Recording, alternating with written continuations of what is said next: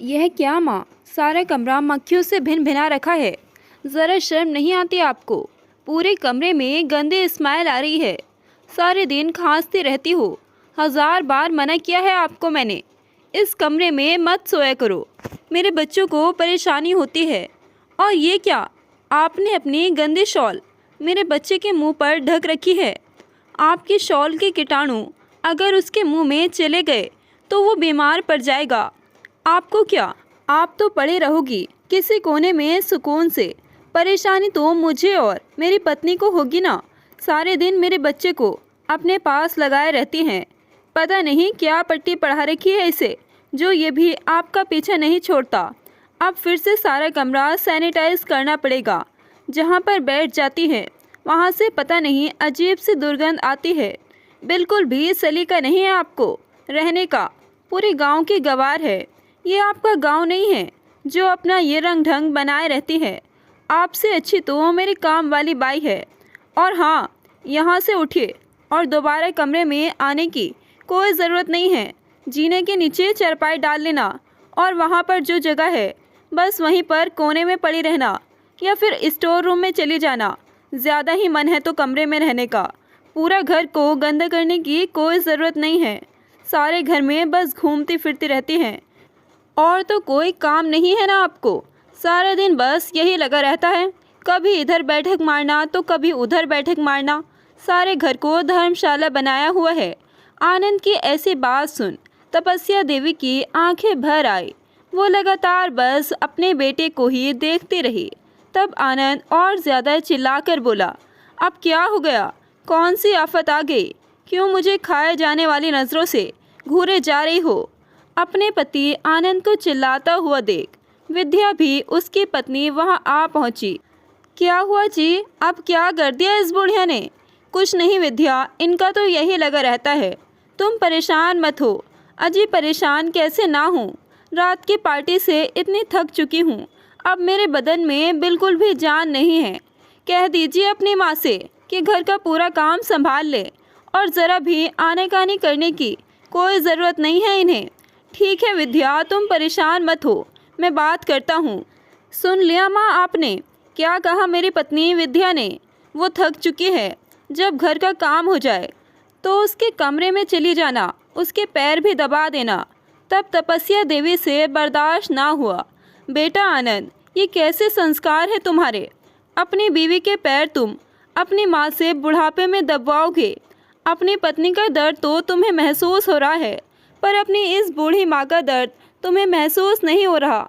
और क्या कहा तुमने कि मेरे शॉल में कीटाणु है? तुम्हारे बच्चे बीमार हो जाएंगे। जब तू छोटा था तो तुझे कभी गर्मी से तो कभी धूप से बचाने के लिए मैं अपने इसी आंचल को तेरे ऊपर ढका करती थी, शॉल में लपेटा करती थी। और क्या कहा तूने कि मेरे अंदर से दुर्गंध आती है? मैं सारा दिन खांसते फिरती हूँ। जब बचपन में तू बीमार पड़ा करता था तो कैसे मैं तुझे अपने सीने से चिपकाए रहती थी, तब तो तुझे मुझसे कोई इन्फेक्शन नहीं होता था। आज तेरे बच्चे मेरे पास रहने से बीमार पड़ जाएंगे।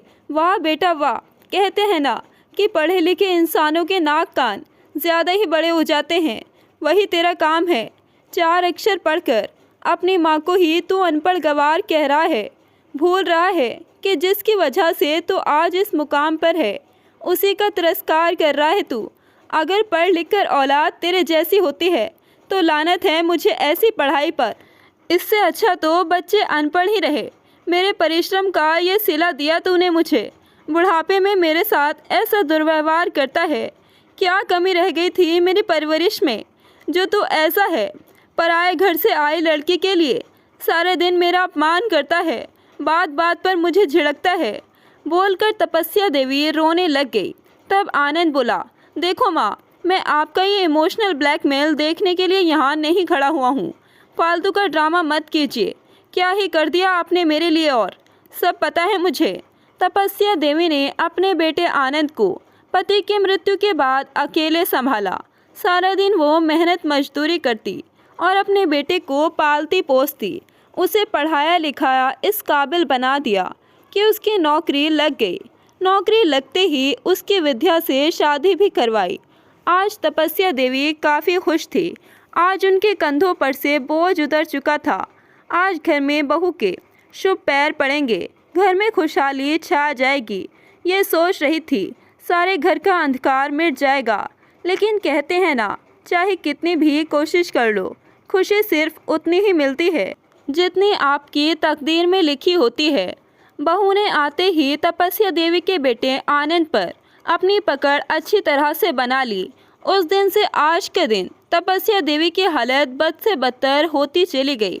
हर काम बहू की परमिशन से होता। सारा दिन बस बहू अपनी सास तपस्या देवी पर हुक्म चलाती रहती। बेटा भी पत्नी का गुलाम बना बैठा था। बेटा भी कुछ ना कहता, अपनी पत्नी का ही गुणगान करता रहता। तपस्या देवी के बेटे बहू की आज एनिवर्सरी थी। दोस्तों, इससे पहले कि कहानी में आगे बढ़े, हमारा प्रोत्साहन बढ़ाने के लिए वीडियो को एक बार लाइक शेयर कर दीजिए और हमारे चैनल को भी सब्सक्राइब कर लीजिए। एनिवर्सरी के लिए उन्होंने घर पर पार्टी रखी हुई थी। तपस्या देवी घर के स्टोर रूम में चारपाई डाले लेटी हुई थी कि तभी किसी ने वहां पर दस्तक दी और दो आदमियों ने उन्हें चारपाई समेत उठाकर दूसरी जगह दरकिनार कर दिया। तपस्या देवी चौंक उठी और हड़बड़ा कर बैठ गई। क्या बात है? कौन हो तुम? क्या कर रहे हो यहाँ? अम्मा, हमें यहाँ पंखा खोलने के लिए भेजा गया है, मैडम ने भेजा है, इसलिए आपको साइड में किया है। तभी उनकी बहू विद्या वहाँ पर आ गई। हाँ महारानी, मैंने ही भेजा है इन्हें। अरे जल्दी करो, कुछ देर में मेहमानों की आवाजाही शुरू हो जाएगी। इसे बरामदे में भी तो लगाना है। बहू, तुम ये पंखा कहाँ लेकर जा रही हो? मैं इतनी गर्मी में कैसे रहूँगी, कैसे बर्दाश्त करूँगी? मेरे बूढ़े हाथ पैर वैसे ही इतने पसीज रहे हैं। पहले तुमने मुझसे मेरा कमरा ले लिया, मैंने तब भी कुछ नहीं बोला, और आज पंखा लेकर जा रही हो। मैं कैसे सोऊंगी यहाँ? स्टोर रूम में इतने मच्छर रहते हैं, घुटन वैसे ही होती है यहाँ। तब विद्या चिल्लाते हुए बोली, बुढ़िया, बहुत ज़ुबान चलने लगी है तेरी। देख भी लिया कर आगे पीछे कोई है या नहीं, बस मौके का फ़ायदा उठाने चली रहती है। शुक्र मान, इस स्टोर रूम में भी रख रही हूँ तुम्हें, और टाइम पर खाना मिल रहा है तुम्हें, वरना वो भी नहीं मिलेगा। पता भी है बिजली का बिल कितना आता है? वैसे तुम्हें क्या ही पता होगा, तुम्हें तो बस खाना और खपाना दो ही काम है, और आपके बस का कुछ है भी तो नहीं। बस हर बात में ज़ुबान करनी आती है। मेरे पास फालतू टाइम नहीं है, मेरे काम में फालतू टांग अड़ाने की ज़रूरत नहीं है, कहकर विद्या कमरे से बाहर चली गई। तपस्या देवी कुछ और बोल ही ना पाई और जाकर अपनी चारपाई पर बैठ गई। दरअसल आज घर में पार्टी रखी हुई थी। बेटे बहू ने अपने सालगिरह की खुशी में, जिसकी तैयारी ज़ोरों शोरों से हो रही थी, कहने को पूरे घर को रोशनी से जगमगाया जा रहा था, पर एक माँ के दिल में बेटे बहू ने इतना अंधेरा कर रखा था कि कोई सोच भी नहीं सकता था। बेटे बहू काम की आवाजाही में लगे हुए थे।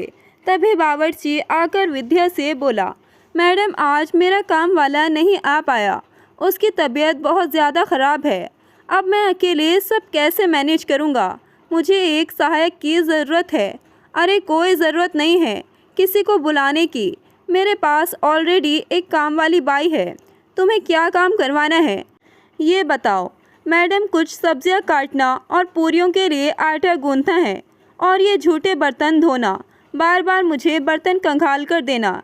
अरे तो तुम परेशान मत हो, अभी आती हूँ मैं, कहकर विद्या अपनी सास तपस्या देवी के पास जाती है और उनका हाथ पकड़कर बावर्ची के सामने कर देती है।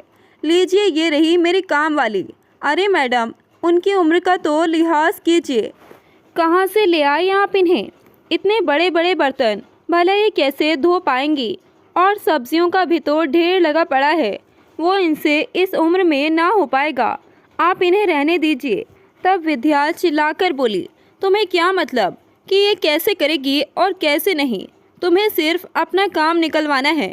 फालतू के प्रवचन मुझे मत दो, ज़ुबान चलाने की कोई ज़रूरत नहीं है। तुम्हें तुम्हारे पैसे मिल जाएंगे इस काम के, इसे इसका काम समझाओ और काम पर लगा दो बस, बोलकर विद्या रसोई घर से बाहर निकल गई। बावर्ची तपस्या देवी से बोला, अम्मा, आप पटरी पर बैठकर ये सब्जियां काट दो, तब तक मैं वो वाला काम कर लेता हूँ। सब्जी के ढेर पड़े थे जिन्हें देखकर तपस्या देवी चौंक उठी। तब बावर्ची बोला, क्या हुआ अम्मा, कर तो लोगी ना ये काम? अच्छा वो सब छोड़ो, ये बताओ आपको कौन सी आफत आ गई थी? ऐसी कौन सी ज़रूरत आन पड़ी जो इस बुढ़ापे में इस तरह से काम कर रही हो? तब तपस्या देवी रौंदे गले से बोली कि बेटा बस तुम्हें क्या ही बताऊँ, सब मेरा ही दुर्भाग्य है। किसी को क्या ही कहना, जब अपना ही सिखा खोटा हो तो पराये से क्या उम्मीद रखना।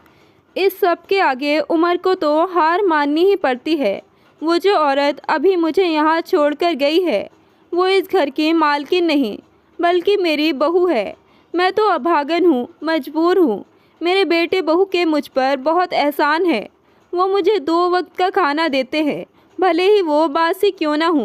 तन ढकने के लिए कपड़े देते हैं, भले ही वो फटे पुराने क्यों ना हो। रहने के लिए मुझे छत दे रखी है, चाहे फिर मैं इस घर में कितनी भी तकलीफ़ें क्यों ना बर्दाश्त करूं।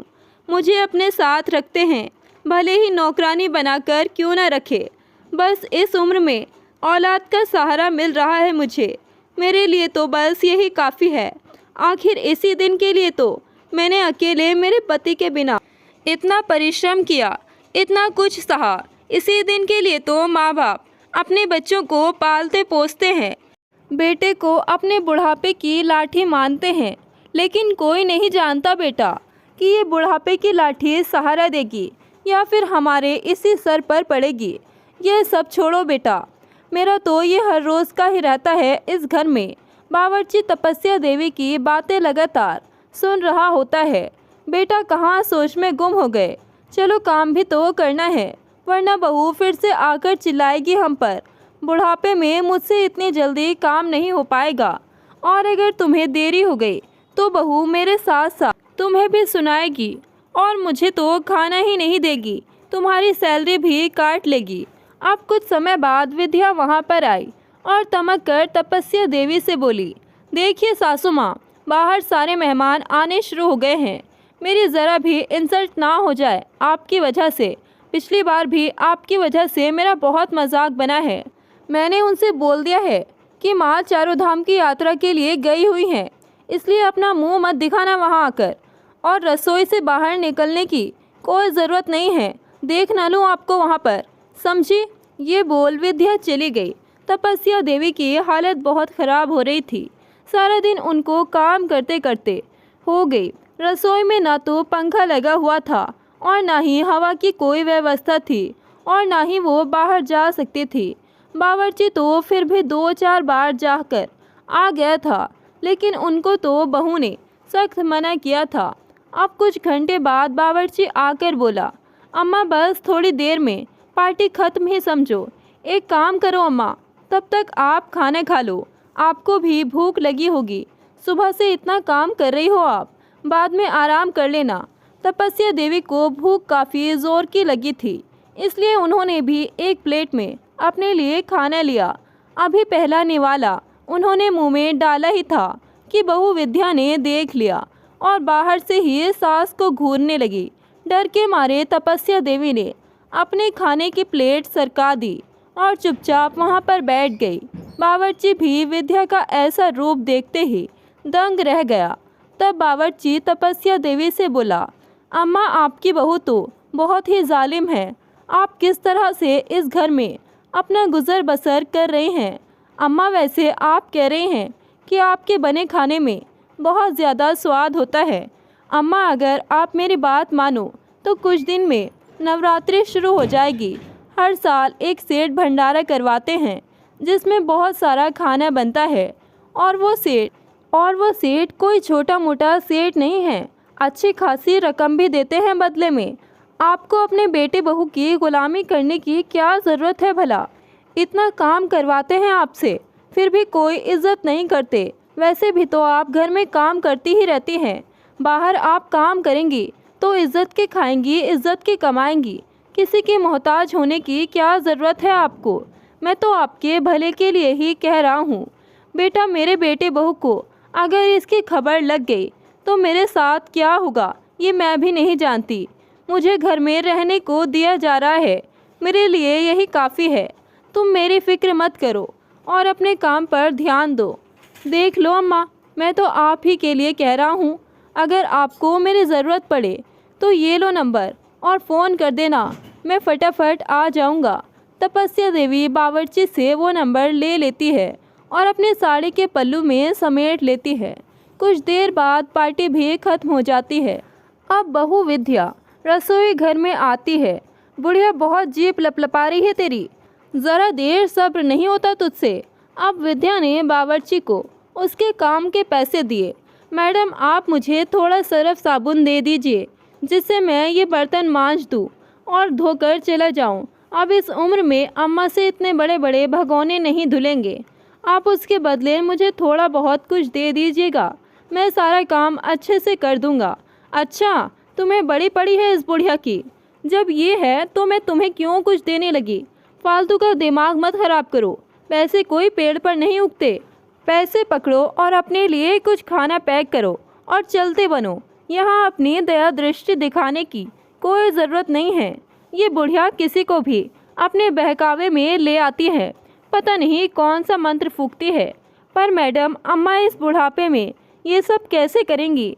आपने इतने पैसे अपनी पार्टी पर खर्च कर दिए, इतना कुछ किया। थोड़े बहुत अगर आप बर्तन धोने वाले को दे देंगी तो क्या ही हो जाएगा। अच्छा, जैसे यहाँ तो पैसे का पेड़ लगा हो। और पार्टी हमने इस बुढ़िया के लिए नहीं रखी थी, अपनी खुशी के लिए रखी थी। तुम्हें तुम्हारे पैसे मिल रहे हैं ना, तो फिर फालतू बोलने की ज़रूरत क्या है। चलते बनो यहाँ से। मुफ्त में इस दुनिया में कुछ नहीं मिलता। दाल चीनी के भाव पता चल गए ना इस बुढ़िया को तो हाथ खड़े हो जाएंगे इसके। इसकी सैलरी से तो कुछ नहीं आ सकता। 3 समय का खाना मिल रहा है, चुपचाप से हजम नहीं हो रही इसको, जो लोगों से मेरी बुराइयां कर रही है। तुम एक काम करो, ये भगोने में जितना भी खाना पड़ा हुआ है ये सब लेकर जाओ और बाहर गरीबों को बांट देना। किसी गरीब का भला ही हो जाएगा।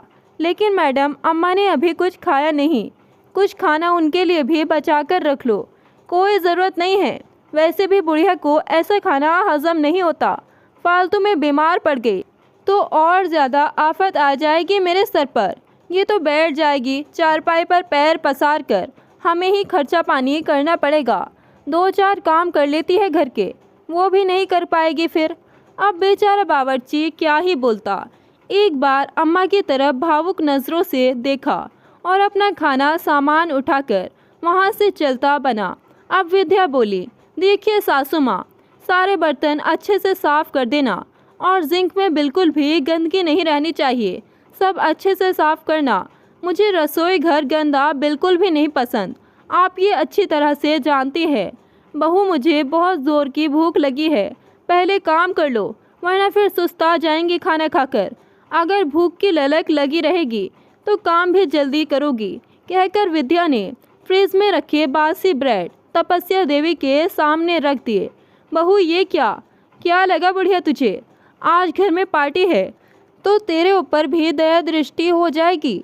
तुझे भी अच्छे अच्छे पकवान खाने को मिलेंगे। तेरा नसीब ऐसा नहीं है। चुपचाप से काम कर और ये खाना खा लेना। बहू का ऐसा रूप देख आज तपस्या देवी से बर्दाश्त ना हुआ। उनकी आंखों से आंसू बह निकले। सुबह से उन्होंने जी तोड़कर काम किया था, बदले में उन्हें क्या मिला? इस सब का सिला बहू ने ऐसे दिया। ये बासी खाना। भगवान, मैंने कौन सी गलती कर दी जिसकी सज़ा तू मुझे दे रहा है? आखिर तू क्यों मेरे साथ ऐसे कर रहा है? कहते हुए तपस्या देवी फूट फूट कर रोने लगी। परंतु उन्हें भूख बहुत ज़ोरों से लगी थी, इसलिए वो अब झूठे बर्तनों को समेटने लगी और बड़बड़ाते हुए काम करने लगी। तभी भगोने में थोड़ा थोड़ा खाना बचा हुआ था। उन्होंने देखा, जिसे देख तपस्या देवी की आंखों में चमक आ गई। वो समझ गए कि ये ज़रूर उस बावर्ची का काम है। ढेरों आशीर्वाद देते हुए तपस्या देवी ने वो खाना खा लिया। अब पेट पूजा करने के बाद तपस्या देवी बड़े ही मन से भगोनों को मांजने में लग गई कि तभी उनका बेटा आनंद वहां आ पहुंचा। कैसे हाथ चला रही हो माँ? थोड़ा जल्दी हाथ चलाओ, हमें सोना भी तो है। फिर आप बर्तनों की खड़खड़ करती रहोगी, हमें नींद भी नहीं आएगी और परेशानी होगी। इतना खाती हो फिर भी इतनी सुस्त बनी रहती हो। हाँ बेटा, बहुत खाती हूँ, लेकिन मैं तुम्हारा नहीं खाती हूँ। काम करती हूँ, उसके बदले में तुम मुझे खाना देते हो, एहसान नहीं करते मुझ पर।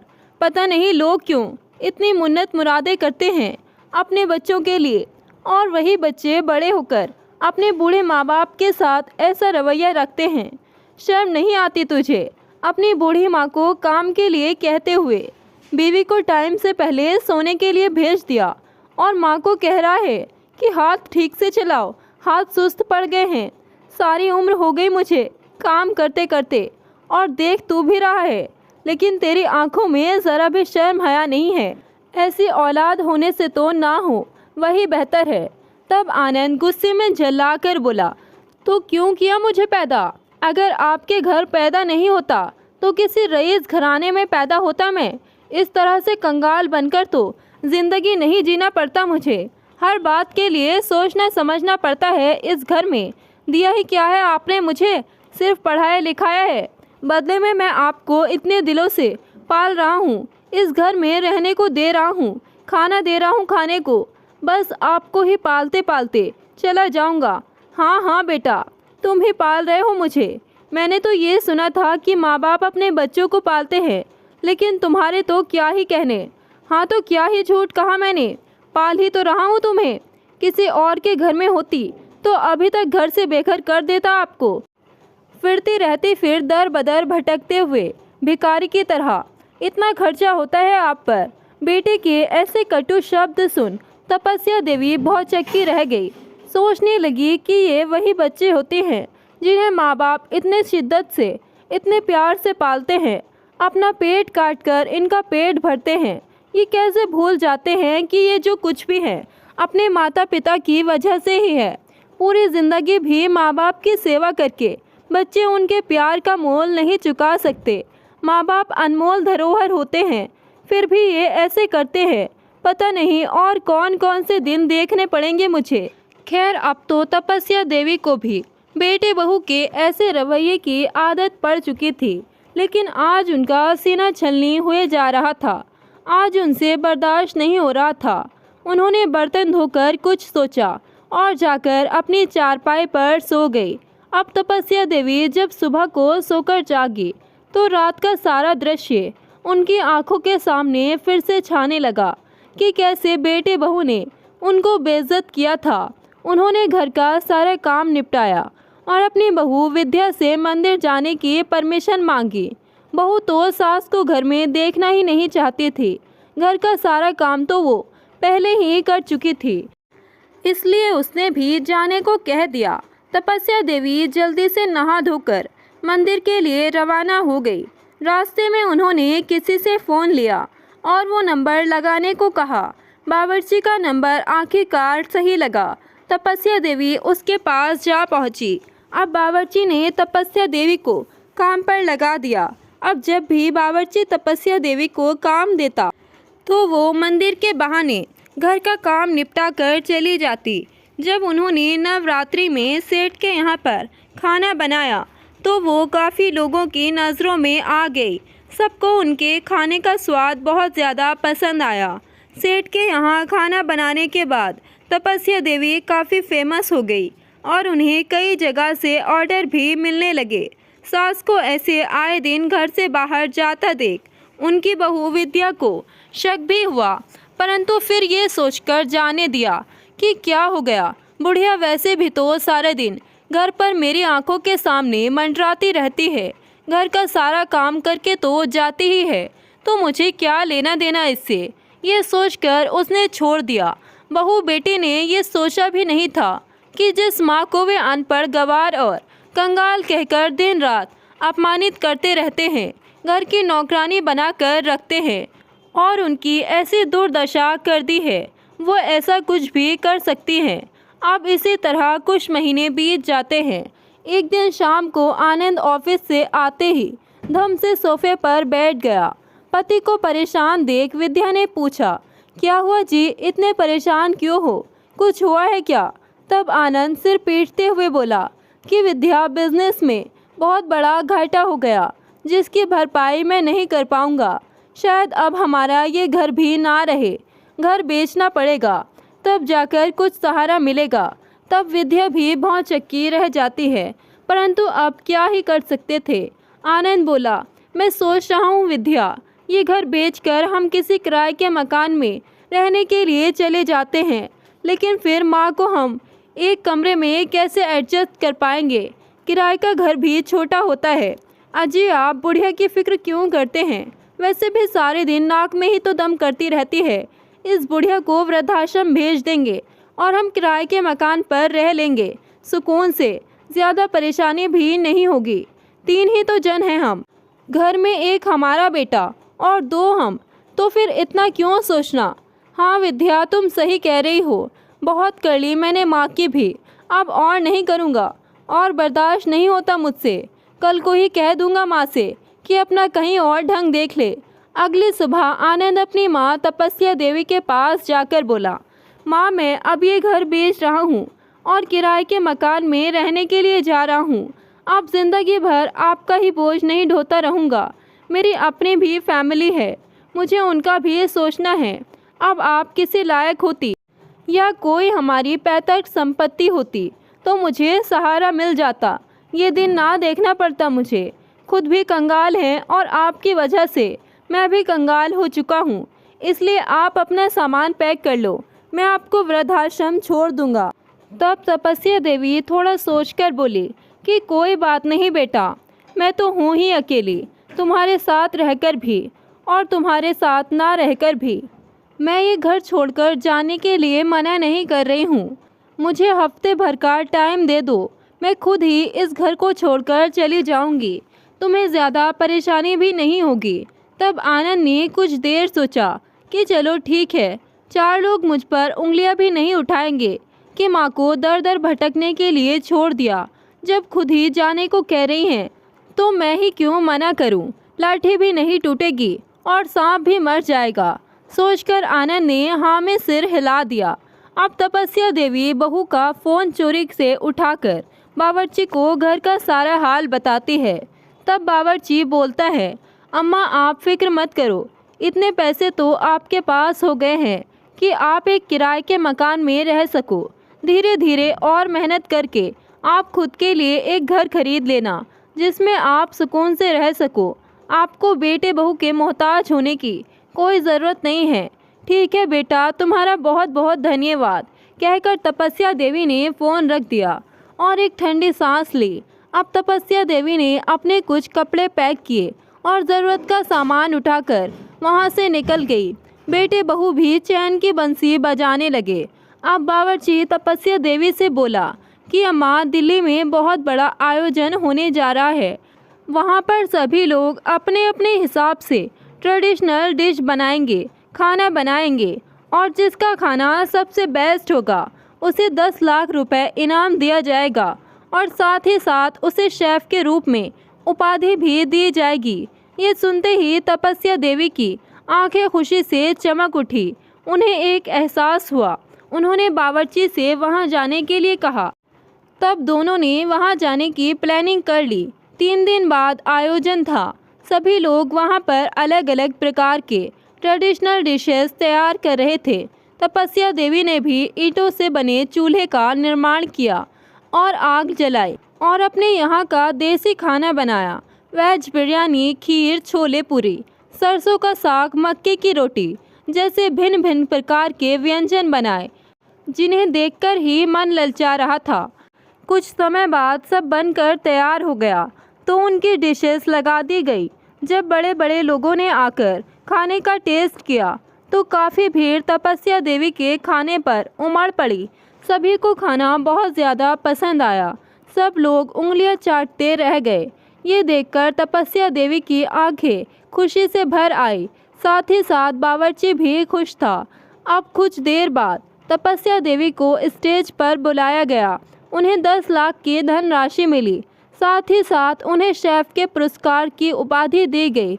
तालियों की गड़गड़ाहट के साथ उन्हें सम्मानित किया गया। आज उन्हें अपने स्वाभिमान का पता चला। तपस्या देवी की खुशी से आंखें भर आई।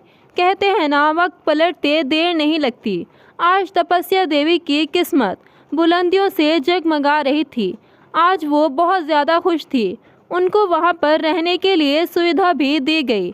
आज तपस्या देवी की तपस्या आखिर रंग ला ही चुकी थी। उन्होंने ठान लिया कि अब वो यहीं पर रहकर अपना गुजर बसर करेंगी और पूरे सम्मान के साथ जिएंगी। स्वाभिमान को ठेस पहुंचने नहीं देगी, वरना अगर बेटे बहू के पास जाएगी तो बेटे बहू तो उनसे उनके सारे पैसे हड़प करके फिर से उनका वही हाल कर देंगे। अब तपस्या देवी ने बावर्ची के साथ मिलकर वहीं पर एक छोटा सा रेस्टोरेंट खोल लिया। पहले महीने बीते, साल बीते, ऐसे ही बढ़ते दिनों के साथ तपस्या देवी काफ़ी फेमस हो गई। उनका बनाया हुआ देसी खाना काफ़ी मशहूर हो चुका था। अब तो न्यूज़पेपर, टीवी, मोबाइल पर आए दिन उनकी चर्चा चलती ही रहती। उनके आए दिन इंटरव्यू होते ही रहते। एक दिन तपस्या देवी का पोता 12 साल का रौनक मोबाइल पर शॉर्ट्स देख रहा होता है। तभी सामने तपस्या देवी का एक वीडियो आता है, जिसे देखकर वो खुशी से ज़ोर ज़ोर से चिल्लाने लगता है कि देखो मम्मी पापा, दादी दादी। तब पास में बैठे बहू बैठे होते हैं। जैसे ही वो तपस्या देवी को सामने इंटरव्यू देते हुए देखते हैं तो वो भी चौंक जाते हैं। दोनों के पैरों तले ज़मीन सरक गई। वो तो सोच रहे थे कि इतने दिन में बुढ़िया दर बदर भटकते हुए ठोकरें खाकर कहीं मर मरा गई होगी।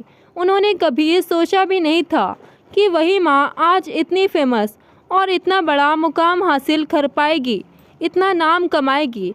तपस्या देवी को इतना ऊंचा मुकाम हासिल करते देख बेटे बहू के मन में लालच आ गया। उन्होंने सोचा कि माँ उन पर भी थोड़ी बहुत दया दृष्टि कर दे तो उनका भी भला हो जाएगा, क्योंकि अभी भी बेटे बहू किराए के मकान में रहकर अपना गुजर बसर कर रहे होते हैं। अब वो किसी तरह तपस्या देवी का एड्रेस पता कर लेते हैं और वहाँ पर पहुँच जाते हैं। जैसे ही तपस्या देवी पर उनकी नज़र पड़ती है तो अपनी माँ के ठाट बाट देखकर बेटे बहू की आंखें चुंधियाने लगती है। तपस्या देवी काफ़ी स्वस्थ, साड़ी पहने, चश्मा लगाए, पर्स लिए जगमगा रही होती है। जिस माँ को बेटे बहू भिखारी समझकर उनके साथ दिन रात दुर्व्यवहार करते थे, आज वही माँ इतनी अमीर और अच्छी दिख रही थी। दोनों जाकर उनके पैरों से लिपट गए और रोते हुए गिड़गिड़ाने लगे। माँ, हमारी आर्थिक स्थिति बिल्कुल भी ठीक नहीं है। हम बहुत परेशान हैं माँ। हमें हमारी गलतियों का एहसास है। हमें माफ़ कर दीजिए माँ। आप हमें सहारा नहीं देंगी तो कौन देगा? आप ही हमारा एकमात्र सहारा हैं। तब तपस्या देवी पूरे स्वाभिमान के साथ बोली, कौन हो तुम? मैं तुम्हें नहीं जानती। तब बहू बोली, सासू माँ, मुझे पता है आप हमारे किए पर हमसे गुस्सा है, लेकिन एक माँ तो कभी कुमाता नहीं होती। वो अपने बच्चों के लिए ऐसा नहीं करती, उन्हें अकेला नहीं छोड़ती। तब तपस्या देवी एक ज़ोरदार चाटा अपनी बहू विद्या के गाल पर जड़ती है और बोलती है कि हाँ, एक माता कभी कुमाता नहीं होती, लेकिन जब पूत ही कुपूत निकल जाए तो माँ को कुमाता बनना ही पड़ता है। और हाँ बहू, बेटे, मैं अपने वो दुख कभी नहीं भूल पाऊँगी जो तुमने मुझे दिए। बहुत एहसान किए हैं तुमने मुझ पर, ज़िंदगी में कभी नहीं भूलूंगी। क्या सोचा माँ अब अमीर हो गई है तो जाकर उनके पैर पकड़ लेते हैं, कुछ ना कुछ तो सहारा वो लगा ही देंगी हमें। तो बेटा ऐसा मत सोचना, मैं तुम्हारे मुँह में नहीं पड़ने वाली। तुम्हारा ये अंधा प्यार अच्छे से जानती हूँ मैं। और हाँ बेटा, आनंद, क्या बोला था तूने कि तुम्हें पालता पालता चला जाऊँगा? तो फिर किस मुँह से आया है यहाँ पर? जब तू इतने दिनों से माँ को पाल रहा था तो खुद का पेट भी पाल ले और अपनी बीवी को भी पाल ले। मैं तुम्हारी कोई मदद नहीं कर पाऊँगी और ना ही मैं तुम्हें जानती हूँ। हमारे यहाँ मेहमानों को बहुत इज्जत दी जाती है, इसीलिए खाना खाकर जाना। हमारे द्वार से कोई भूखा नहीं जाता। तुम्हारी तरह नहीं हूँ जो दिन भर सारा काम करवाकर भी इज्जत की 2 ताज़ी रोटी नहीं दे सकते। और हाँ बेटा आनंद, आज तेरी कंगाल माँ तुम्हें कुछ दे रही है, ध्यान रखना इस बात का। ये लो 10 लाख का चेक, ये मैंने अपने पोते रौनक के नाम पर किया है, जो उसे 21 वर्ष के होने के बाद ही मिलेगा। और मेरे पोते को अपने जैसा मत बना देना, जैसे तुम लोग हो। उसकी परवरिश में कोई कमी नहीं रहनी चाहिए। बोलकर तपस्या देवी ने अपने बेटे बहू से मुंह फेर लिया आनंद और विद्या का चेहरा उतर गया। दोनों माँ का मुंह ताकते ही रह गए, परंतु कुछ बोलने की हिम्मत उनमें ना हुई। दोस्तों, अपने माता पिता के साथ ऐसा दुर्व्यवहार ना करें कि उनका दिल आपके लिए पत्थर बन जाए। उनके किए गए परिश्रम को, उनके संघर्ष को कभी ना भूलें। माँ बाप के प्यार का मूल कोई चाहकर भी नहीं चुका सकता। तो दोस्तों, आपकी क्या राय है तपस्या देवी को लेकर? उन्होंने जो अपने बेटे बहू के साथ किया, वो फैसला सही था कि गलत? कमेंट करके अपनी राय ज़रूर बताएं। कहानी आपको ज़रा भी पसंद आए तो वीडियो को लाइक शेयर करें और ऐसी ही कहानियाँ सुनने के लिए हमारे चैनल को सब्सक्राइब करें। मिलते हैं एक नई कहानी के साथ। धन्यवाद।